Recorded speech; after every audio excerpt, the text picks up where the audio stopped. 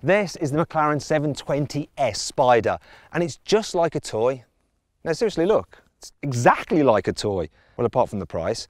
See, the full-size car will cost you £237,000, whereas this, it's about 10,000 times less. So yeah, much more affordable. Let's start this review by talking about the design, because with the roof up, it does look very similar to the coupe, and it's got all the same aero swooshes and inlets as well, and I'll illustrate them now with the Carwow stick of truth. So every bit of aero and vent does actually serve a purpose. There's no fakery here, it's all there to do a job, even back here, down here, all the way to the rear. There is no need for the Carwow stick of truth today at all. Now, one of the differences between this car and the coupe is how the doors are mounted. You still open them in the same cool way, just by pressing on the panel in here, but they're hinged just down there, whereas the ones on the coupe are also hinged towards the roof. Obviously, they can't be on this car because the roof panel does come out. So, moving into the car, you still have soft close, so if I just shut the door, I only have to do it gently, and then it automatically closes for you. Also, if I pull up on this stalk, because I've got the electric steering column and I've got the memory seats, it'll move me to my favourite position. And it is a great driving position in this car. It's just bang on. I also like the fact that the dash is really low, so you get a great view forward as well. It's really, really nice. I love the interior design of this car as well, the way you've got these swoops and cutaways in the dash, and it's covered in leather, or you can have it in Alcantara, it's entirely up to you. Also the vents, I like the way they operate, so that's them shut, that's them open. This is a vent here as well, which you can open or close just by pushing or pulling it, which is cool. And the general layout of stuff is just dead easy. It's all angled towards the driver ever so slightly. And these are the controls for the different driving modes that you can flip through. Then you have the infotainment screen here, which is like a portrait tablet. Don't think it's the best system in the world, but it is all right. One thing it doesn't have though is Apple CarPlay nor Android Auto, which is a shame, but the system is fairly easy to use. So you can press that button to go to the home screen, then you can just use the touch screen to go through your different functions. All very simple, all very logical. Shortcut to the satellite navigation, and it's an all right Navi system. It's not the most responsive of the map, but it does the job well enough, really. I also like the way that the buttons are just neatly laid out here for your drive selector there. So you've got your drive, neutral, reverse, you've got your launch control button there, more on that later. You've got the controls for the roof there as well. Once again, more on that later. The controls for opening the door just feel really expensive, made out of metal. And so the window switch edges as well. All very lovely, all very, very high quality. Even the switches down here for the lights, to open the front, to change the view of the screen so you can actually move it into a more minimal view here like that, if you want to. You know, it's like something out of Batman, that I just love it. You're actually better off having it most of the time in the wider view, because then you can actually just flick through quite easily all the different options. I also love the seats, they're super comfy, although they're quite firm. There are a few things that aren't so great though. For instance, look at this rearview mirror. I mean, it's horrendous. It's cheap, plasticky, and like something out of a budget car like a Dacia. Not something that costs as much as this. That is a real disappointment. Why don't they just fit a nice, posh, frameless rear view mirror like you get in so many other cars these days? Another thing I'm not so keen on is the fact that there's no glove box. Why didn't they fit a glove box? That's annoying, isn't it? Other than that, storage isn't too bad. So look, you've got some storage under here. Look, it's handy. And you've got some charging ports for your mobile devices. There's also, look, a little place for the key. I like this. Just here. So you've got your key holder so you don't lose it. Obviously you've got keyless go. There's a cup holder there which is just about big enough for my appropriate Spider drinks container. There's a space there which is ideal for keeping your mobile phone out of the way, and then another little cup holder there, although you can't really fit a very big bottle in that. And then there's a 12-volt socket there if you need to charge another mobile device. There's also some door pockets here as well, just in the door, surprisingly enough. And you've got a little bit of extra storage just here. A nice little net. But if you need more space, there is of course the boot at the front, also known as the frunk, and it's actually a reasonable size. Well, I say reasonable size, it is for this kind of car. So it's ever so slightly larger than the frunk you get on a Ferrari 488 Pista. So yeah, look, we've got our filming gear in there, a little bit of room. Not too bad at all, and you've got a little light there so you can see what's going on, and a 12-volt socket if you want to fit some kind of, I don't know, drinks cooler in there. But being the Spider, you get a little bit of extra space just underneath the tonneau cover. So if you've got the roof up, you can then do this, look. Raise this part up, and there's a tad more space just under here, look. It's just enough room for the car's spec sheet, which I'm going to run you through now. The standard specification on this car is pretty decent, but you can easily mount up the cost by fitting a load of options. For instance, this silver Supernova paint, that's £4,330. Lightweight forged alloy wheels, £3,170. If you want your brake calipers painted red, that's £1,140. May seem steep, but you also get the McLaren logo etched onto the metal caliper rather than it just being a sticker. Fancy the stainless steel sports exhaust? That'll be £4,900. If you want the glass roof to have an electrochromatic effect, so you can go darker at the touch of a button and actually block out 99.9% of all UVA light, that'll cost you £7,500. For £3,580 you can get track telemetry with onboard cameras, so there's a camera there, and there's also one at the front, and it will record your laps. For £4,720 you can get 360-degree cameras. For £3,640 you can have the lovely looking and sounding Bowers & Wilkins 12-speaker stereo. Actually, it's been specifically set up for the acoustics of the Spider, which are a bit different than the coupe, apparently. I'm not done yet though, because there's loads of other upgrades fitted to this car, and they're all carbon related. For £5,820 you get Carbon Pack 1, which includes carbon fibre for the door mirror, carbon fibre on the bonnet, and carbon fibre rear engine vents. Carbon Fibre Pack 2 is £9,160, and you get a carbon rear bumper and diffuser. £3,880 gets you Carbon Fibre Pack 3, which includes carbon fibre here on the B-pillar and in the eye sockets, which is around the headlights. If you want to see the carbon fibre of the monotub, such as up here, then you have to pay £4,110. And the reason it's more expensive, even though it's carbon fibre anyway, is because it requires a higher grade of carbon fibre, so it looks nicer. It's not stronger, it's just prettier. £6,170 will get you the front diffuser finished in gloss. £2,290 will get you carbon fibre on the steering wheel, around the door switches, and also around these controls here. And for a further £2,290 you can have carbon fibre around the infotainment screen, around the slim display, and also this hockey stick design there on the door. Rather have this part in carbon fibre instead of leather or Alcantara? That'll be £5,600 please. These aero bridges are normally plastic, but for £3,000 you can have them in carbon fibre. £7,500 is what it'll cost you to have this tonneau cover in carbon fibre rather than the normal lightweight aluminium. The carbon fibre cell cover on this car is already pretty badly scratched, which is not good considering it cost £2,700. It wasn't me, it wasn't.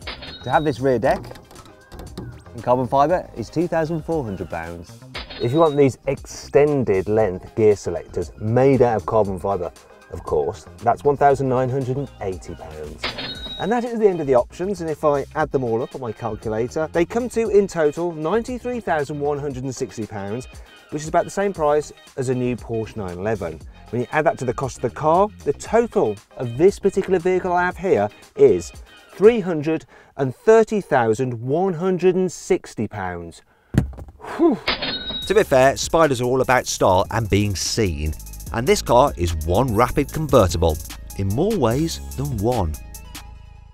McLaren says that this car has the fastest folding roof out of any supercar, and I'm going to see just how quick it is by racing it against a 720S coupe over the standing quarter mile. Right, so here we go. 3, 2, 1, go! Come on, roof, come on, come on, come on! Oh, it's quick, it's quick, it's quick! Gotta wait for the bong. Oh, it's so close. The car did the standing quarter mile in 10.4 seconds, which is exactly what this Spider can do as well. The roof took 11 seconds. While that was rather impressive, there is also something else which is class leading about the 720S's folding roof. When you convert a car from being a coupe to a convertible, you often add weight for all the roof mechanism and other bits and pieces. For instance, with this 720S Spider, they've had to fit new door hinges, which adds almost 7 kilos. However, the doors themselves are a little bit light, about 3 kilos lighter, because they're now frameless. But then there's the other bits and pieces, such as, look at this. You have to have a tonneau cover. Though this one isn't particularly heavy because it's made out of carbon fibre, so it's less than 6 kilos. But then there's the whole roof mechanism and all the motors and stuff, and when you add it all together, the Spider version of the 720 is 49 kilos heavier than the coupe. May sound like a lot, but when you compare that to other cars, such as the Audi R8 RWS, it's almost 90 kilos heavier than the coupe. The Ferrari 488 Pista, the convertible, is 100 kilos heavier than the coupe. The Aston Martin DB11, 110 kilos. The Lamborghini Huracan Spider is 120 kilos heavier than the coupe. Now, part of the reason for that added weight is that when you take the roof off a car, you actually have to add strengthening to the chassis to make up for that loss of rigidity, but not so with the McLaren, as I'll explain now, along with some other cool things about the car. The carbon fibre tub is just as strong as the coupe's, and it weighs the same 73 kilos, which is exactly what I weigh. Now I've been on a diet. You know what, if this was made out of normal steel, I wouldn't be able to do this at all, because it weighs around 350 kilos. Yeah, making videos and making gains. These flying buttresses provide a little bit of downforce. They also help channel air into the engine. And look at this. They're made out of glass so you can see through them, which is handy when you're looking over your shoulder to park. Rollover protection hoops are actually integrated into the car's tub. So not only does it look cool, it also helps keep the weight down. If you want to have the roof up but still want to be able to hear the engine as best as you can just lower the rear window. If you want, you can keep the car spoiler in the up position, but how do you prefer it, up or down? Click on the pop-out banner in the top right hand corner of the screen to vote for your favourite position. No, not that position, I'm talking about the rear spoiler, you smutty buggers. Not everything about the 720S Spider is great though. Here's 5 annoying things about it. The door pockets automatically lock when the door's open to stop stuff falling out, but that means that if you forget and leave something in there, in order to get at it, you have to first shut the door so that you can get it out. Depending on where the sun is, the central dash speaker reflects horribly in the windscreen. It's a bit off-putting. The sun visor isn't particularly good. It doesn't block out any sun there. Also, that bit's really cheap. You can't detach it to move it to the side. And look at this, horror of horrors. The vanity mirror doesn't have any light to illuminate you when it's dark. This McLaren has a slightly smaller fuel tank than its key competitors, which means you're going to have to stop at petrol stations and rub shoulders with the general public more often. Passenger legroom isn't all that great. Look, even with the chair pushed all the way back, I can't fully extend my legs, and I've got short ass legs. While I'm at it, the electric controls for the seat are really fiddly and confusing. By now, you're probably dying to know what the 720S Spider feels like to drive. Well, let me explain. This car has a 4-litre twin-turbo V8 with 720 horsepower, 770 Newton meters of torque, and it can get from 0 to 60 in just 2.8 seconds. What does that feel like? Well, I'll show you now by putting it into launch mode. All I have to do is floor the throttle, boost is building, and we're off. That's 60, and that was 60 like that. That is insane. And this car will keep going to 212 miles an hour. Though if you have the roof off, it'll only do 202 miles an hour. What a shame, eh? Actually, you've got to be very careful. This thing is so fast and so punchy in gear because of that turbo boost. You're doing over 100 miles an hour before you know it. And I've been warned by the people at McLaren that here where I'm driving in Arizona, if they catch me doing over 100, I'll be in prison. And I do not want to end up some hairy biker's jail cell plaything, so I've got to be careful. Actually, one of the great things about this car is that you can actually slacken it off and just take it easy. It's quite a chilled thing when you're just cruising around. The suspension is absolutely brilliant over bumps. It's got a special active suspension system which can predict bumps, it can predict the way the car's leaning, and it will just keep it flat in the corners. So rides brilliantly, yet handles brilliantly too. Now you can actually alter the suspension stiffness from comfort to sport, which is quite good for fast road driving, or track, and then it really is quite firm but not terrible. Then it changes the display as well, although you can put it back, and I prefer it in the normal mode. You can also change the gearbox from comfort, so it slurs the gears together nicely, to sport, and then it's faster with the gear changes, and it makes a nice pop when you change. There, did it then.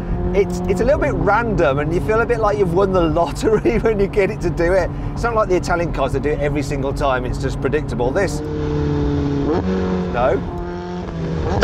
And then, it's like a gun going off in the distance. That's cool.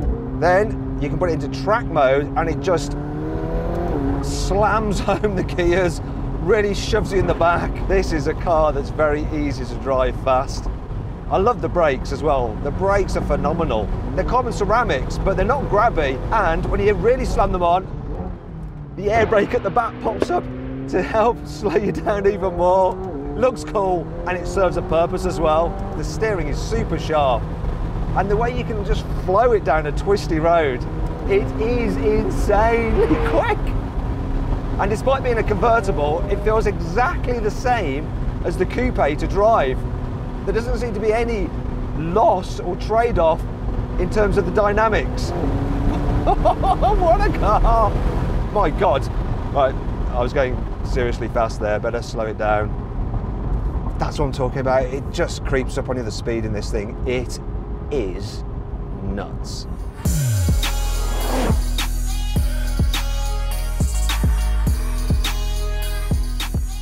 So then, what's my verdict on this McLaren 720S Spider? Should you avoid it? Should you consider it? Should you shortlist it? Or should you just go right ahead and buy it? Well, I reckon you should just go right ahead and buy this car, because if you want the supercar with the least compromises for going convertible, this is it.